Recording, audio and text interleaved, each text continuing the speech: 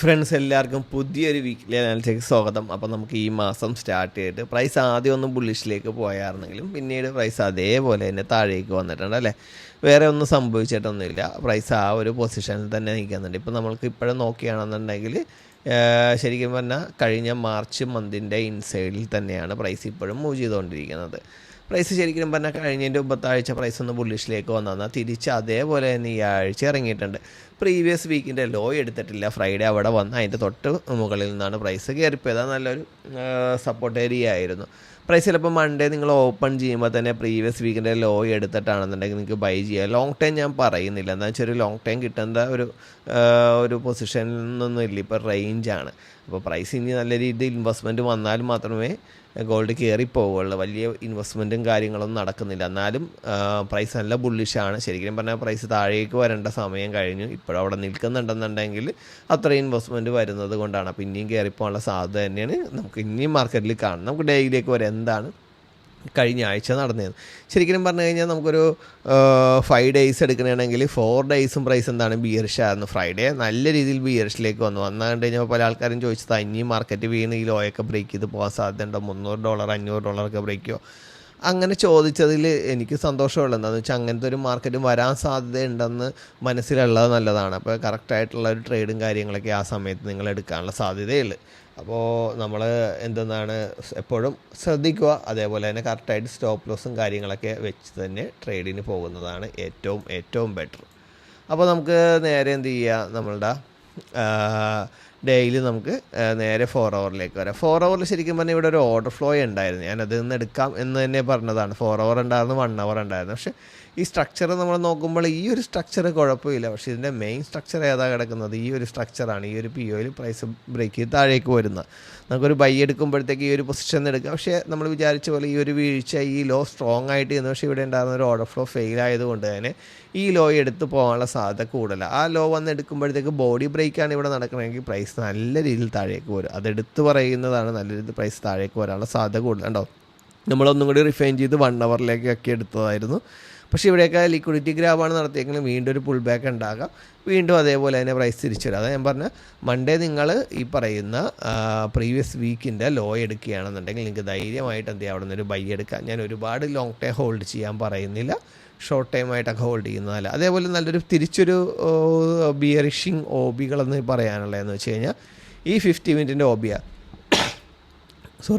ഇവിടെ നിന്ന് price move ചെയ്യണമെന്നുണ്ടെങ്കിൽ നല്ലൊരു പുൾ ബാക്ക് താഴേക്ക് ഉണ്ട്. പക്ഷേ ഞാൻ ലോങ് ടൈം ഹോൾഡ് ചെയ്യരുതെന്നേ പറയുള്ളൂ. നമ്മൾ നോക്കുമ്പോൾ പ്രൈസ് ഇങ്ങനെ പോകുന്നുണ്ട്, അതേപോലെ തിരിച്ച് കയറുകയും ചെയ്യുന്നുണ്ട്. പക്ഷേ അത് എവിടെ നിന്ന് കയറുമെന്നുള്ള ഇപ്പോൾ മാർക്കറ്റ് കണ്ടീഷൻ ശരിക്കും പറഞ്ഞാൽ ഫുള്ള് ഓരോ ന്യൂസും കാര്യങ്ങളുമായിട്ടാണ് പ്രൈസ് മൂവ് ചെയ്തുകൊണ്ടിരിക്കുന്നത്. ആ സമയത്ത് പ്രൈസ് എങ്ങോട്ടാണോ മൂവ് ചെയ്യുന്നത് അതനുസരിച്ചുള്ള ട്രേഡുകളെടുത്ത് പ്രീവിയസ് ഹൈയും പ്രീവിയസ് ലോയുമാണ് നിങ്ങൾ ടാർഗറ്റ് ചെയ്യണമെങ്കിൽ ഒരുപാട് എൻട്രികൾ കിട്ടും, നല്ല പ്രോഫിറ്റ് ഉണ്ടാക്കാൻ പറ്റുന്ന മാർക്കറ്റ്.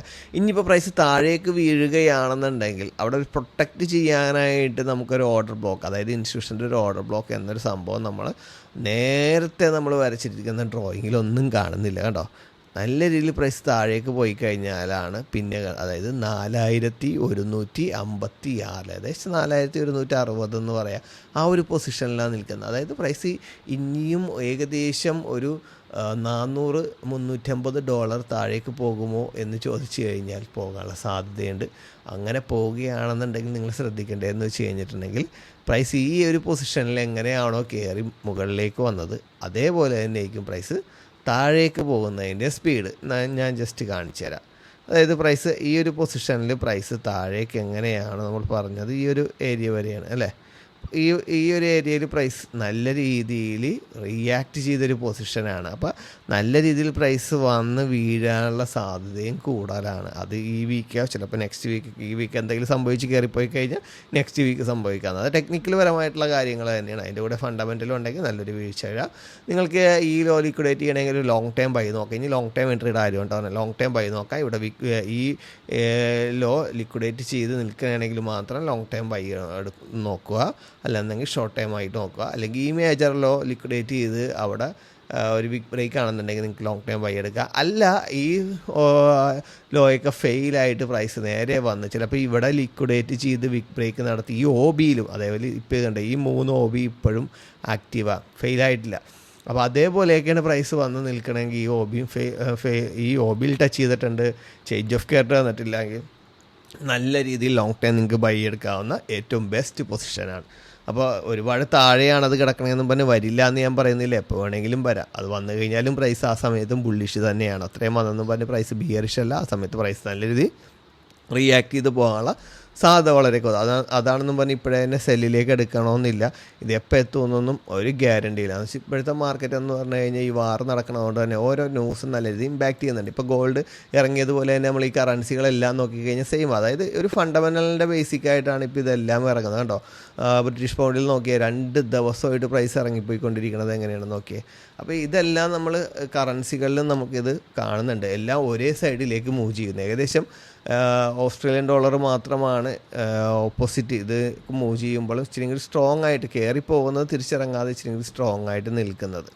അപ്പോൾ നമുക്ക് നേരെ കറൻസി ആയിട്ടുള്ള ബ്രിട്ടീഷ് പൗണ്ടിലേക്ക് വരാം. നമ്മൾ ഓൾറെഡി കണ്ടതാണ് ഈ മാസം പകുതിയായിട്ടുള്ള കഴിഞ്ഞ മാസത്തിൻ്റെ ഒരു 75% പ്രൈസ് എന്ത് ചെയ്ത് ഇറങ്ങിപ്പോൾ വന്നിട്ടുണ്ട്.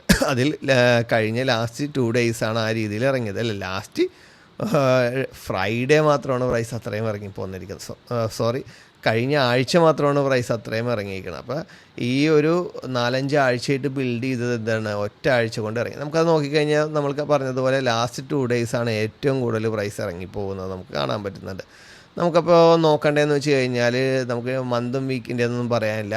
ഡേയുടെ ആണെങ്കിൽ ഒരു ഒബിയിൽ നിന്നാണ് പ്രൈസ് കയറിപ്പോയിക്കൊണ്ടിരിക്കുന്നത്. അപ്പോൾ പ്രൈസ് ബുള്ളിഷിലേക്കുള്ള ഓപ്പർച്യൂണിറ്റി നമുക്ക് നോക്കുകയാണെന്നുണ്ടെങ്കിൽ നമുക്ക് പ്രൈസ് ഈ ലോയിൽ ഇൻറ്റേർണൽ ഐഡിയം ഇതായിരുന്നു, അതെടുത്തു പ്രൈസ്.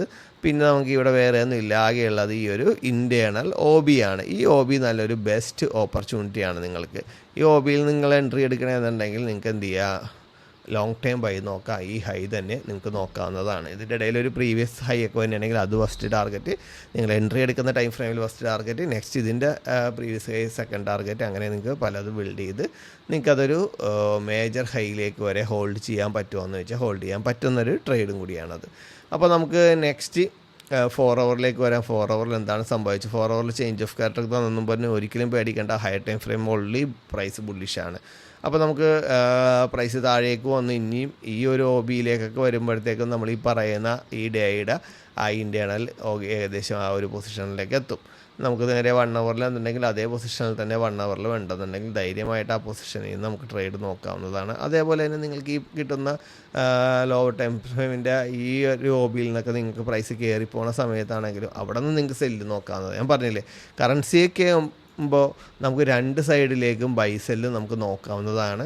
ഹൈ ടൈം ഫ്രെയിമിൻ്റെ മാത്രം ലോങ് ടൈം ഹോൾഡ് ചെയ്യുമ്പോൾ ഇപ്പോൾ നമ്മൾ ബൈ എടുത്തു, നമുക്ക് ആ ഒരു POയിൽ വന്ന് നമ്മൾ ബൈ എടുത്തു, അത് നമ്മൾ ലോങ് ടൈം ഹോൾഡ് ചെയ്യണേണ് ഹയർ ടൈം ഫ്രെയിമാണ്. പക്ഷേ നമുക്ക് ലോവർ ടൈം ഫ്രെയിമിൽ സെല്ല് കിട്ടുമ്പോൾ അത് എൻട്രി എടുക്കുക, നിങ്ങൾക്ക് ഉറപ്പാണ് പ്രൈസ് താഴേക്ക് പോകുമെങ്കിൽ അത് ഹോൾഡ് ചെയ്യുക. പക്ഷേ നിങ്ങൾ മൾട്ടിപ്പിൾ ടാർഗറ്റുകൾ വെക്കണമെങ്കിൽ നിങ്ങൾ വളരെ സേഫായിട്ട് നല്ല പ്രോഫിറ്റ് ഉണ്ടാകുന്നതാണ്.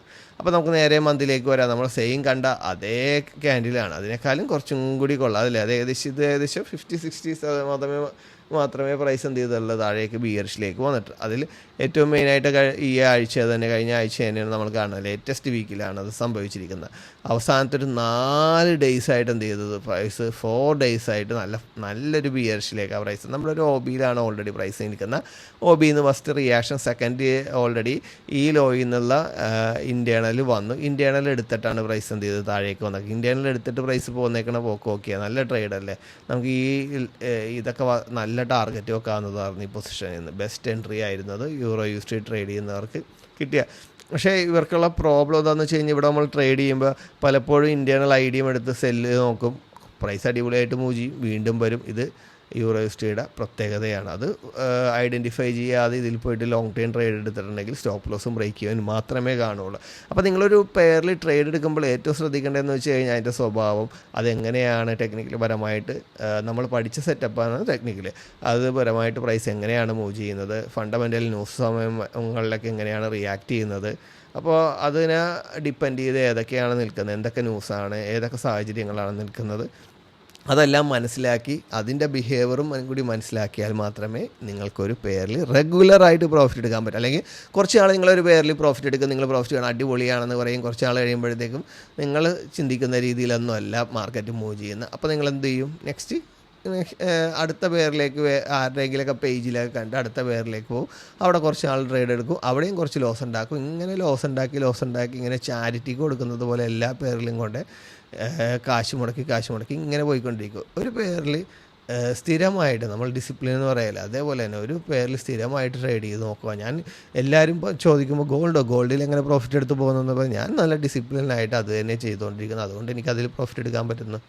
അപ്പോൾ നമുക്ക് യൂറോസിറ്റി നോക്കിക്കഴിഞ്ഞാൽ നമുക്ക് ഓൾറെഡി ഡേയുടെ ഒബിയിൽ നിന്നുള്ള മൂവ്മെൻറ്റ്സ് തന്നെയാണ്. നിങ്ങൾക്ക് ലോ ടൈം ഫ്രെയിമിൽ ഇവിടെ ഏതെങ്കിലുമൊക്കെ ഒരു POയിൽ പ്രൈസ് വരികയാണെന്നുണ്ടെങ്കിൽ കേട്ടോ, നിങ്ങൾക്ക് ധൈര്യമായിട്ട് നോക്കാം. ഇന്ത്യയിലൊക്കെ നോക്കുകയാണെങ്കിലും അതേപോലെ നിങ്ങൾ സെക്ഷൻ്റെയൊക്കെ നോക്കിയിട്ടാണെങ്കിൽ നെക്സ്റ്റ് വീക്ക് വരുന്ന സെക്ഷൻ എങ്ങനെയാണ് മൂവ് ചെയ്യുന്നത്, ഈ വീക്കിൽ എങ്ങനെയാണ് സെക്ഷൻ മൂവ് ചെയ്തത്, അതൊക്കെ നല്ല രീതിയിൽ സ്റ്റഡി ചെയ്ത് സ്റ്റഡിയിലൂടെ നിങ്ങൾക്ക് ചെറിയ ട്രേഡുകൾ ഒരുപാട് ഐഡൻറ്റിഫൈ ചെയ്യാൻ പറ്റും കേട്ടോ. എന്താണെന്ന് വെച്ചാൽ വളരെ സിമ്പിളാണ് കറൻസികളിൽ ട്രേഡ് എടുക്കാമെന്ന് വെച്ചാൽ. ലിക്വിഡിറ്റി എടുത്തു കഴിഞ്ഞാൽ റിയാക്ട് ചെയ്യുന്ന ഒരു ഏറ്റവും കൂടുതൽ ലിക്വിഡിറ്റി റിയാക്ഷൻ തരുന്ന ഇതാണ് നമ്മുടെ കറൻസികൾ. അപ്പോൾ നമുക്ക് നോക്കിയാൽ നമ്മുടെ ഓസ്ട്രേലിയൻ ഡോളർ, ഞാൻ ഓൾറെഡി ഓസ്ട്രേലിയൻ ഡോളർ പറഞ്ഞതാണ്, ആ ബിൽഡപ്പിൽ തിരിച്ചിറങ്ങുന്നത് വളരെ കുറവ്. ഇപ്പോൾ നമ്മൾ നോക്കിക്കഴിഞ്ഞാൽ മറ്റേതൊക്കെ 75, 80, 60% വരെ പ്രൈസ് ഈ മാസം ഇറങ്ങിയിട്ടുണ്ടെങ്കിൽ ജസ്റ്റ് 20% അല്ലെങ്കിൽ ഒരു 10 ഒക്കെ മാത്രമേ പ്രൈസ് ഇറങ്ങിയിട്ടുള്ളൂ. നമുക്ക് നേരെ വീക്കിലേക്ക് വരാൻ. ലാസ്റ്റ് വീക്ക് എന്താണ് സംഭവിച്ചത്? നിങ്ങൾക്ക് ഉറപ്പായിട്ടും പ്രീവിയസ് വീക്കിൽ ലോ എടുക്കുമ്പോൾ നല്ലൊരു ബൈ നോക്കാവുന്നതാണ്. നല്ല റിയാക്ഷൻ ആയിരിക്കും അത്. ശരിക്കും പറഞ്ഞാൽ ഓസ്ട്രേലിയൻ ഡോളർ എനിക്ക് GBP കഴിഞ്ഞാൽ ഏറ്റവും ഇഷ്ടം ഓസ്ട്രേലിയൻ ഡോളറാണ്. പക്ഷേ കുറേ നാളായി ട്രേഡ് എടുക്കാനായിട്ട് ഉള്ള ടൈമൊന്നും കിട്ടാറില്ല. ഇപ്പോൾ GBPയിൽ പോലും വളരെ കുറവ് ട്രേഡുകളാണ് എടുക്കുന്നത്. അപ്പോൾ നമുക്ക് ഗോൾഡിൽ അതേപോലെ നല്ല ട്രേഡ്സുകളുണ്ട്. നല്ല രീതിയിൽ കോൺസെൻട്രേറ്റ് ചെയ്യുമ്പോൾ ട്രേഡ്സിൻ്റെ എണ്ണം നല്ല രീതിയിൽ കൂടിയ നല്ല പ്രോഫിറ്റും കിട്ടാറുണ്ട്. അപ്പോൾ നമുക്ക് ഡേയുടെ നോക്കുകയാണെങ്കിൽ ഡേയിലൊരു പ്രൈസ് നമ്മൾ പറഞ്ഞ ലിക്വിഡിറ്റിയൊക്കെ എടുത്ത പ്രീവിയസ് വീക്കിൻ്റെ ലിക്വിഡിറ്റിയൊക്കെ എടുത്ത് പ്രൈസ് റിയാക്ട് ചെയ്തേക്കാം. നല്ല എൻട്രികളാണ്. അപ്പോൾ അതേപോലെ തന്നെ നമുക്ക് ഇനിയും ഇതേപോലത്തെ ഒരു എൻട്രി വീണ്ടും പ്രതീക്ഷിക്കാവുന്നതാണ്. ഇവിടെ നിന്നിട്ട് പ്രീവിയസ് വീക്കിൻ്റെ ലോ എടുത്തിട്ട് പ്രൈസ് റിയാക്ട് ചെയ്യുന്നത്. അപ്പോൾ നെക്സ്റ്റ് നമുക്ക് ഇവിടെ എടുത്തു കഴിഞ്ഞിട്ടുണ്ടെങ്കിൽ നമുക്കതൊരു ബെറ്റർ എൻട്രിയാണ്. ഐഡിയയും കൂടി എടുക്കും. ഡേയുടെ ഐഡിയയും എടുക്കുന്നു, പ്രീവിയസ് വീക്കിൻ്റെ ലോ എടുക്കുന്നു. ബെസ്റ്റ് എൻട്രിയാണ് ആ ഒരു ബൈ. അപ്പോൾ അതേപോലെ തന്നെ ഓൾറെഡി 4 ഹവറിൻ്റെ OBയിൽ പ്രൈസ് വന്നിട്ടുണ്ട്. ചിലപ്പോൾ ഇവിടെ നിന്ന് പോയില്ല എന്നുണ്ടെങ്കിൽ ഞാൻ പറയുന്ന അതേ പൊസിഷനിൽ നിന്ന് തന്നെ നിങ്ങൾ പരമാവധി ബൈ എടുക്കാനായിട്ട് നോക്കുക. അപ്പോൾ നമുക്ക് നേരെ 1 ഹവറിലേക്ക് വരാം. 1 ഹവറിലാണെന്നുണ്ടെങ്കിലും പ്രൈസ് 1 ഹവറിൻ്റെ എക്സ്ട്രീമിൽ വരാനുള്ള സാധ്യതയുണ്ട് കേട്ടോ. അപ്പോൾ 1 ഹവറിൻ്റെ എക്സ്ട്രീം, അതേപോലെ ഡേയുടെ ഐഡിയം, പ്രീവിയസ് വീക്കിൻ്റെ ലോ, ഇതെല്ലാം കൂടി മൾട്ടിപ്പിൾ POയിൽ ആയതുകൊണ്ട് തന്നെ അതൊരു ഹൈ പ്രയോറിറ്റി എൻട്രിയാണ്. നിങ്ങൾക്ക് ധൈര്യമായിട്ട് എടുക്കുക. ഓസ്ട്രേലിയൻ ഡോളർ ഓൾറെഡി നമ്മുടെ യൂറോ, ബ്രിട്ടീഷ് പൗണ്ട് പോലെ തന്നെ നല്ല രീതിയിൽ ഇറങ്ങുന്നില്ല, നല്ല ബിൽഡപ്പിലാണ് നിൽക്കുന്നത്. അപ്പോൾ ആ ഒരു ബുള്ളിഷ് മൂവ്മെൻറ്റ് നിങ്ങൾക്ക് നല്ല രീതിയിൽ എൻകാഷ് ചെയ്യാൻ പറ്റുന്ന ഒരു പൊസിഷനുമാണ്. അപ്പോൾ ഇത്രയുമാണ് എനിക്ക് പറയാനുള്ളത്. അപ്പോൾ ന്യൂസും കാര്യങ്ങളൊക്കെ നോക്കുക. ഒരുപാട് തെറ്റായ ന്യൂസും കാര്യങ്ങളും ഉണ്ട്. പരമാവധി ടെക്നിക്കൽ തന്നെ പിടിക്കാൻ നോക്കുക. ഞാൻ പറയുന്നത് വെച്ചാൽ ന്യൂസ് പരമായിട്ട് പ്രൈസ് മൂവ് ചെയ്യണമെങ്കിൽ പോലും 80% ടെക്നിക്കൽ പരമായിട്ടാവുന്നത്. അല്ലെങ്കിൽ ടോട്ടൽ മാർക്കറ്റ് നോക്കുകയാണെങ്കിൽ 90% മാർക്കറ്റിൻ്റെ മൂവ്മെൻറ്റ്സ് കൊണ്ടുപോകുന്ന ടെക്നിക്കൽ പരമായിട്ടാണ്. അപ്പോൾ ടെക്നിക്കൽ ഫോളോ അപ്പ് ചെയ്യുന്നതാണ് നല്ലത്. അത് നിങ്ങൾ ന്യൂസും കൂടി ഫോളോ അപ്പ് ചെയ്യുന്നുണ്ടെങ്കിൽ നിങ്ങൾ ടെക്നിക്കൽ അറിയാതെ ന്യൂസ് മാത്രം ഫോളോ ചെയ്ത് എൻട്രി എടുക്കണമെങ്കിൽ നല്ല ലോസ് ഉണ്ടാവും. അതേപോലെ നിങ്ങൾ ടെക്നിക്കൽ ചെയ്യുന്ന ഒരാൾ ന്യൂസ് സമയത്ത് ട്രേഡ് ചെയ്യാതെ ന്യൂസ് നോക്കുന്നില്ല, ന്യൂസ് സമയമൊക്കെ അവോയ്ഡ് ചെയ്യണമെങ്കിൽ അദ്ദേഹം പ്രോഫിറ്റിൽ തന്നെ ആയിരിക്കും പോകുന്നത്. അപ്പോൾ എനിക്ക് ഇത്രയുമേ പറയാനുള്ളൂ. അപ്പോൾ നെക്സ്റ്റ് വീക്കും എല്ലാവരും നല്ലൊരു പ്രോഫിറ്റിലെത്തട്ടെ എന്ന് ആശംസിച്ചുകൊണ്ട് നിർത്തുന്നു. Wish you all the best.